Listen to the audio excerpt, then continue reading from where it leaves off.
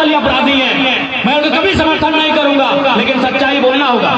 घटना कब घटती है? जब लोग जंगलों में जाते हैं। क्यों जाते हैं? जितने भी पुलिसकर्मी हैं कि अपनी मर्जी से जंगलों में जाते हैं? नहीं जाते हैं। जंगलों में खनिज पाया जाता है।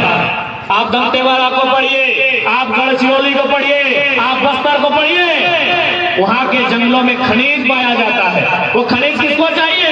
क्या आपको चाहिए? यहाँ कितने लोग हैं जिनको वो खनिज चाहिए? क्या हमको चाहिए? नहीं, वो खनिज उनको चाहिए जिन्होंने देश के प्रधानमंत्री को चुनाव जीतने में खर्चा दिया है। उन्हें चाहिए वो खनिज। अब उनकी नजर कहाँ है? पारासात के पहाड़ में। पारासात के पहाड़ में कौन रहता है? आदिवासी, मूलवासी, गरीब किसान रहते हैं। उन्हें वहां से हटाना होगा। कौन हटाएगा? क्या किसी उद्योगपति का बेटा लाठी हटाएगा? नहीं, पुलिस वालों की लाठी से हटाया जाएगा। यही है नक्सल समस्या का कारण। हाँ, लाठी चाहिए। पारासात के पहाड़ में रहने वाले आदिवासियों को अगर वहां खनिज पाया जाता है, उन्हें हटाना होगा। उसके लिए लाठी चाहिए। वो लाठी अडानी का बेटा का नहीं होगा। वो लाठी अडानी के दत्तक पिता नरेंद्र मोदी की पुलिस का होगा। यही भारत देश की नक्सल की समस्या। मैं खुले मंचों पर कहता हूं, हाँ, नक्सली गैर संवैधानिक लोग हैं, असंवैधानिक लोग हैं, अपराधी लोग हैं, लेकिन कारण को जानना होगा। क्योंकि ये गिरिडीह का क्षेत्र है, यहाँ पारासात का जिक्र होता है। मैं आपको 1985 की एक घटना बताना चाहूंगा।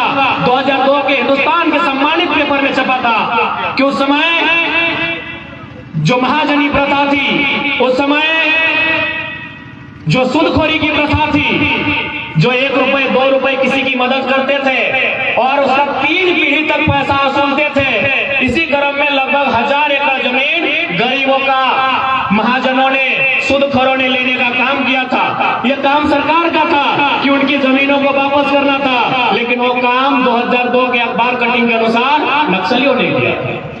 बताइए, लोगों का झुकाव किधर हो रहा है? सरकार की ओर कि नक्सलियों की ओर? आप बताइए। जो सच्चाई है उसको सुनना होगा। आज अगर कोई भी घटना घटेगी, क्या किसी उद्योगपति का बेटा मारा जाएगा उस घटना में? नहीं। चाहे शहीद होने वाला जवान रहे या गोली खाने वाला नक्सली रहे, उसका बैकग्राउंड पता कीजिएगा। दोनों किसान कौन के बेटे होते हैं।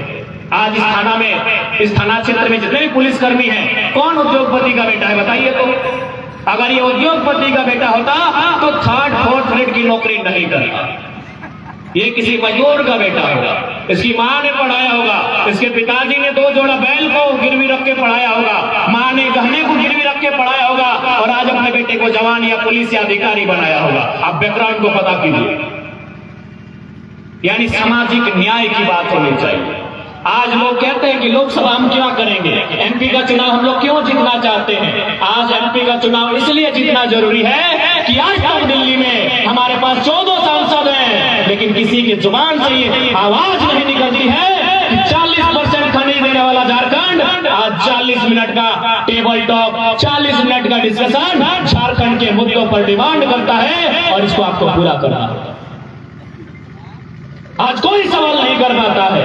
आज जब हम टाटा में बैठते हैं, मीडिया वाले हमसे ऑफ कैमरा बात करते हैं कि आप जिन सवालों को बोलते हैं, आप जिन सवालों को उठाते हैं, आप जिन मुद्दों पर बात करते हैं, सांसद बोलते हैं कि ये सवाल हमसे मत पूछिएगा, तभी इंटरव्यू देंगे। टाटा पे आप बात मत कीजिएगा, तब इंटरव्यू देंगे। आप वेदांता पे बात मत कीजिएगा, तब आपको इंटरव्यू देंगे। आप बीसीसीआई पे बात मत कीजिएगा, तब आपको इंटरव्यू देंगे। और हम खुले मंचों में कहते हैं, जो भी उनकी नीतियां हैं उनको हम खुले मंचों पे उजागर करते हैं। इसलिए आज मैं भी मानता हूं, हमने भी कभी यह उम्मीद नहीं किया था कि साधारण सा पढ़ने वाले छात्र राज्य में इस प्रकार से हम लोग को नेतृत्व करने का अवसर मिलेगा कि हम लोग को अपना बीमारी में अपने जान को जोखिम में रखकर गांव-गांव जाकर लोगों के बीच अपनी विचारधारा का आदान प्रदान करना होगा। ये हमने कभी कल्पना नहीं किया था।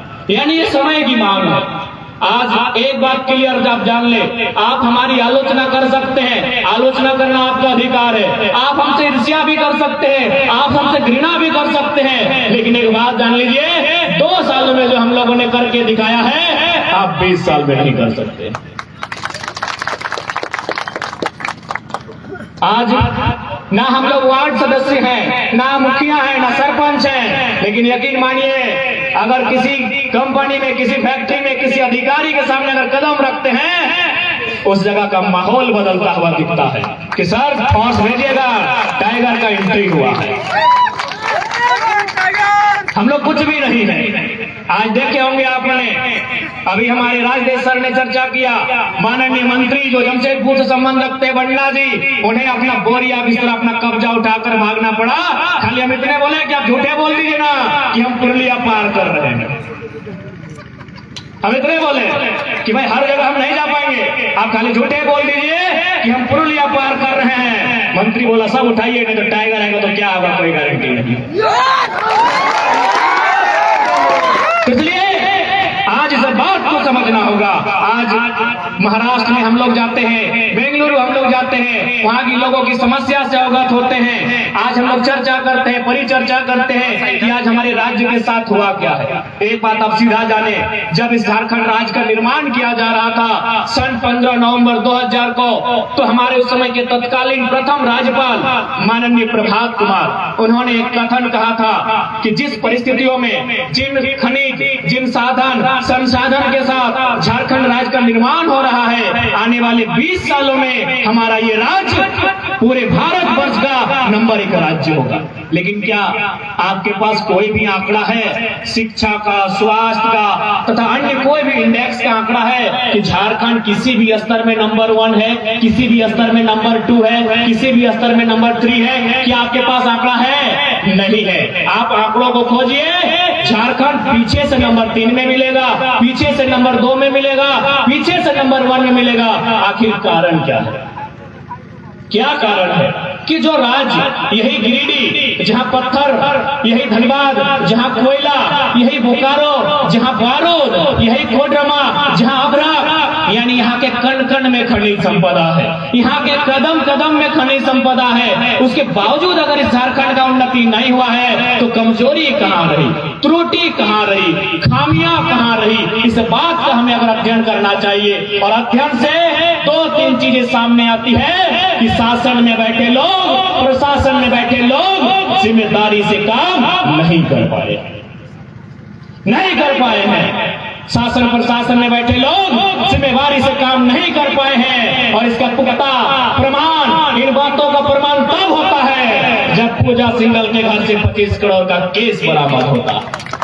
ये प्रमाण तब होता है जब माननीय मुख्यमंत्री ईडी के चक्कर काटते हैं, तब ये बात प्रमाण हो जाता है कि शासन यानी सरकार, प्रशासन यानी बड़े बड़े IAS IPS इस देश के लिए, इस राज्य के लिए ईमानदारी पूर्वक, निष्ठा पूर्वक अपने कर्तव्य का निर्वहन करने में कहीं न कहीं चूक किए हैं। और ये सच्चाई है मेरे साथ।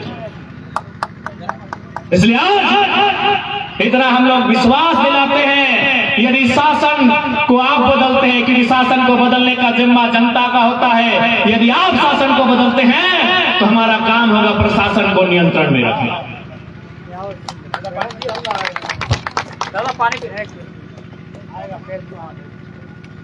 आज ये गांडे का क्षेत्र, यानी यहाँ के बच्चे पढ़ने के लिए जाते हैं कहाँ? हजारीबाग।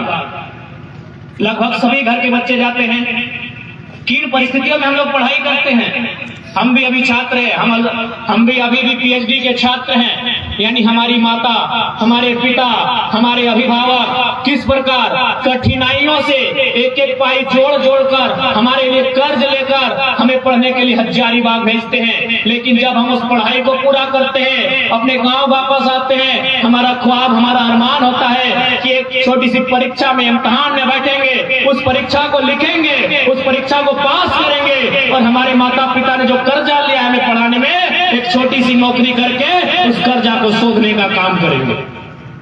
हम एक इम्तिहान में बैठते हैं, JSSC की परीक्षाओं में बैठते हैं, हम CGL की परीक्षाओं में बैठते हैं, लेकिन जैसे ही हम परीक्षाओं में बैठते हैं, अगला दिन अखबार में आता है कि क्वेश्चन पेपर लीक हो चुका है। अगला दिन हमें सूचना मिलती है कि हमारी सीटों को प्रदेश के लोगों को बेचा जा चुका है। अगले दिन हमें सूचना मिलती है कि हमारा जो परीक्षा है उसे रद्द किया कर दिया जाता है। या फिर हमें ये भी सूचना मिलती है कि एक ही वो सेंटर से 100 लड़का पास किया है। यानी हमारे सारे ख्वाब, हमारे वो अरमान जो हमारे माता पिता ने देखे थे, जिसके लिए हमें कर्ज लेकर पढ़ाया था, वो सारे ख्वाब, सारे अरमान इन नेता मंत्रियों की गलत नीतियों के कारण धराशायी हो जाते हैं। इसलिए आज इस युवा वर्ग को, अभिभावक वर्ग को, झारखंड में जो नई चेतना आई है, झारखंड में जो नई विचारधारा का दौर चला है, इसमें आप सभी की भूमिका का निर्वहन होना चाहिए। यदि इस राज्य को बदलना चाहते हैं तो सबसे पहले ये कोडरमा लोकसभा है और गांडे विधानसभा है, इसे बदलने का काम करना होगा, क्योंकि इनके पास विजन नहीं है। अब तो आप लोग देखे ही होंगे, हम लगातार साल भर से लगभग सैकड़ों सभा में बोले कि हम लोग पॉलिटिक्स नहीं करेंगे, बस ये लोग एमएलए का फुल फॉर्म बता दे। आंदोलन में हम बात रखे झारखंड में, किसी रिपोर्टर ने सुना, सवाल किया राजस्थान में, 10 बसे सवाल किया, 10 नहीं बता पाया एमएलए का फुल फॉर्म क्या होता है। देखिए कि नहीं वीडियो आप लोग। आज 1 साल से हम बस मीडिया से यही बोलते हैं कि आप लोग जाइए, हमारे 81 वो एमएलए हैं, उनसे पूछिए एमएलए का फुल फॉर्म क्या होता है। आज साल भर से हम लोग बोल रहे हैं, झारखंड की मीडिया ने तो पूछा नहीं, पता नहीं, डर तो नहीं लग रहा है मीडिया वालों? आप तो स्वतंत्र हैं, आप ही की बदौलत आम जनता न्याय की अपेक्षा रखती है। जब कार्यपालिका, न्यायपालिका और विधायिका का अंग जवाब दे जाता है तो गरीब जनता पत्रकारिता से आस लगाती है। आप भी कभी सवाल कीजिए झारखंड के विधायकों से कि एमएलए का फुल फॉर्म क्या होता है। राजस्थान में किया, हमें पूरा विश्वास है, कहीं ना कहीं उस पत्रकार ने हमारा वीडियो जरूर देखा होगा, जरूर देखा होगा। भले हम लोग झारखंड में आंदोलन कर रहे हैं, आपको बता दें, हम महाराष्ट्र गए थे, बकायदा वहां शिवाजी के वंशज अभी कोई घोषले करके थे, हमसे मिलना चाहते तो एमपी है। हमने कहा सर आप झारखंड है, आपसे मिलेंगे, महाराष्ट्र में नहीं मिल सकते हैं क्योंकि आप भारतीय जनता पार्टी से आपका संबंध है, हम मिलेंगे महाराष्ट्र में। बवाल होगा झारखंड में, ये नहीं मिल सकते। तो ऐसा नहीं है कि बाहर राज्य के लोग हमें तवज्जो नहीं देते हैं, बाहर राज्य के लोग हमें सुनते नहीं है। अरे उतना तो छोड़िए, मुख्यमंत्री लोग सुनते हैं, मुख्यमंत्री लोग सुनते हैं। अभी देखिएगा माननीय गिरिडीह के विधायक सुदीप जी का भाषण सुनिएगा, लगेगा हम उनके टीचर है और हमारे स्टूडेंट है। सुन लीजिएगा, माननीय मुख्यमंत्री का भाषण सुनिएगा, कैसे लिया झारखंड। उनको बोलिएगा आप सबसे पहले ये नारा कब दिए हैं और हमसे पूछिएगा, हम लोग दिखा देंगे। तो कहीं ना कहीं आज ये जो बदलाव देख पा रहे हैं आप, इस बदलाव का एक ही कारण है कि चाहे कोई वर्ग रहे, इस झारखंड में वो अपने आप को ठगा हुआ पाया। बहुत सारे लोगों ने कहा कि नहीं ये बेरोजगार पढ़ने वाले छात्र हैं, उनके लिए आंदोलन हो रहा है। जी नहीं, यहाँ जितने भी थाना है, मैक्सिमम थाना में चले जाइए, जो भी जमादार हैं, हवलदार हैं, पुलिसकर्मी हैं, वो झारखंडी मिल जाएंगे, लेकिन जैसे प्रमोशन की बात आएगी सब यूपी बिहार वाले लेके चल जाएंगे। आप अगर आप झारखंडी हैं तो ये मत सोचिए कि स्टूडेंट की लड़ाई है। आप किसी भी सरकारी स्कूल में चले जाइए, यही हम देख पा रहे हैं, आदर्श +2, ऐसे किसी भी सरकारी स्कूल में अगर आप चले जाएंगे आपको शिक्षक झारखंडी मिलेंगे, प्रभारी एमपी यूपी के मिलेंगे। बताइए कहां हमारी लड़ाई गलत है? हो सके इसी भीड़ में कोई बिहार, यूपी, एमपी के भाई सुन रहे हैं मेरी भाषण, सुनिए, अच्छी बात है। लेकिन आप एक बात बताइए, विनोबा भावे यूनिवर्सिटी आप जाइए, क्या एक भी प्रोफेसर जो गैर झारखंडी हैं, क्या हमने कहा कि गो बैक, आप चले जाइए, राज्य के नहीं है? क्या हमने डीसी को कहा गो बैक, आप हमारे राज्य के नहीं है, चले जाइए? क्या हमने एसपी को कहा गो बैक, आप हमारे राज्य के नहीं है, चले जाइए? हमने नहीं कहा, क्योंकि वो संवैधानिक है, वो फर्स्ट ग्रेड की जॉब है, उसमें कोई भी आ सकता है। अरे भैया आप प्रोफेसर बन के आइए ना। अब यदि पीजीटी का मास्टर बन के भी आप ही लोग आइएगा तो झारखंडी की घंटा बजाएंगे। आप ही बताइए, आप ही बता दीजिए, आप विनोबा भावे का सर्वे कीजिए या धनबाद का विश्वविद्यालय, 90% प्रोफेसर, हमको लगता है 95% प्रोफेसर गैर झारखंडी है, गैर झारखंडी है। तो हमने विरोध नहीं किया क्योंकि वो प्रोफेसर का विषय है। अब अगर पीजीटी में भी, टेट की परीक्षा में, हाई स्कूल, मिडिल स्कूल में भी अगर गैर झारखंड के लोग ही नौकरियां करेंगे तो झारखंड क्यों बना? आप बताइए। नहीं, हमें आंदोलन भी नहीं करना है, न हम लोगों को पॉलिटिक्स करना है। आप बताइए भाई कि झारखंड क्यों बना? बताइए हम लोग कहाँ गलत है? आज लोग बोलते हैं हम लोग बाहरी बिक्री करते। कब हमने बाहरी बिक्री कहा है भाई? कब हमने बाहरी बिक्री कहा है? कब हमने डीसी का विरोध किया है? कब हमने गिरिडीह के एसपी का विरोध किया है भाई? आप जो पूरे देश में है आप उसके अनुसार आइए। अब अगर आप चपरासी बन के आइएगा, हवलदार जमादार बन के आइएगा, तो झारखंड के युवा क्या करेंगे? आप ही बताइए।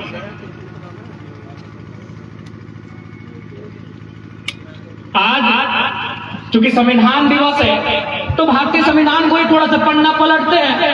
भारत के संविधान अनुच्छेद 1 में साफ साफ लिखा है, India that is Bharat shall be a country of states, यानी इंडिया अर्थात भारत राज्यों का संघ होगा। क्या किसी में हिम्मत है कि उस संविधान को संशोधन करते हुए ये लिखवा सकता है कि इंडिया केवल एक देश होगा? किसी में हिम्मत है पूरे भारत देश में कि इंडिया केवल India is a country, India that is Bharat shall be a country? किसी में हिम्मत है? नहीं है, क्योंकि भारत विविधताओं का देश है। आप एक नजर में भारत को नहीं देख सकते हैं। आपको कहीं पहाड़ दिखेगा, कहीं पठार दिखेगा, कहीं ढलान दिखेगा, कहीं गौड़ा दिखेगा, यानी एक नजर में आप भारत को नहीं देख सकते हैं, तो एक नजर में भारत की आइडेंटिटी को परिभाषित भी नहीं कर सकते। भारत के आर्टिकल 1 में साफ लिखा है कि India is a country of states, यानी भारत राज्यों का देश होगा। राज्यों का देश होगा मतलब यानी राज्य की कल्पना करनी होगी। कल्पना नहीं करेंगे तो यह देश कभी नहीं बनेगा। क्यों नहीं बनेगा? हमारी भाषा एक नहीं है, हमारी बोली एक नहीं है, हमारे नेग नियम एक नहीं है, हमारे देता भूता एक नहीं है। कुल मिलाकर भारत विविधताओं का देश है।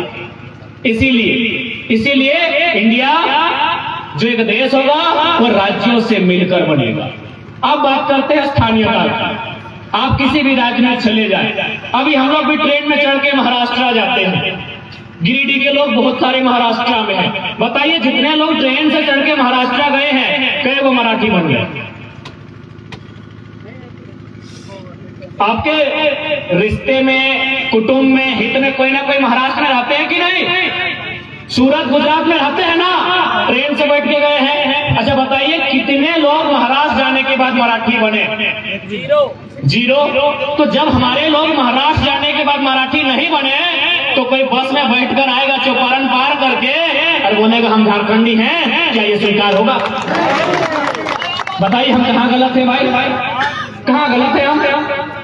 जब हमारे लोग तमिलनाडु में रहते हैं, तमिलनाडु में रहने के बाद भी तमिलनाडु के मूल निवासी नहीं है, केरल में रहने के बाद भी केरल के मूल निवासी नहीं है, महाराष्ट्र में रहने के निवासी नहीं है, हैदराबाद में रहने के बाद भी हैदराबाद के मूल निवासी नहीं है, तो क्या हमने पूरे देश का ठिका लेके रखा है? आप बिहार चले जाइए, वहां भी बहाली निकलती है। एक ही लाइन लिखा होता है कि भारत का नागरिक और बिहार का निवासी होना चाहिए। आप बंगाल चले जाइए, भारत का नागरिक बंगाल का निवासी होना चाहिए। उड़ीसा चले जाइए, भारत का नागरिक उड़ीसा का निवासी होना चाहिए। झारखंड के फॉरम में पढ़िएगा, भारत का नागरिक होना चाहिए। आप दूसरा कॉलम हमको दिखा दीजिएगा, झारखंड का दूसरा कॉलम आप दिखाइएगा। बाकी सभी स्टेट में 2 कॉलम होता है कि भारत का नागरिक हो और उस राज्य का मूल निवासी हो, लेकिन झारखंड में दूसरा कॉलम कहीं नहीं। आप दिखाइए क्यों नहीं है? नहीं, इनका जमीन मर चुका है। आज इनका जो भी हमारे पॉलिटिशियन है, इनका जमीन मर चुका है। बकायदा मुख्यमंत्री सीएनटी में संशोधन करने जा रहे हैं कि अब थाना की जो बाध्यता है उसे समाप्त करेंगे। क्यों पता है? वो भी हमारे भाषण का परिणाम है। अब आप बोलेंगे कि आप अपनी तारीफ कर रहे हैं। जी नहीं, तारीफ नहीं कर रहे हैं। मैंने स्पष्ट कहा है, विशेषकर आदिवासियों से कहा है कि आदिवासी हितैषी का मतलब क्या? कि आदिवासी नियमों को मानना।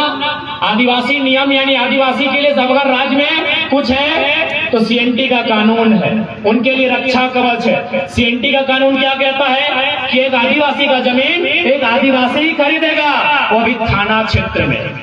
थाना क्षेत्र में मुख्यमंत्री कहाँ के हैं? नेमरा रामगढ़ के हैं। जमीन है दुमका में, थाना क्षेत्र पार है, इसीलिए थाना की बाध्यता खत्म कर रहे हैं।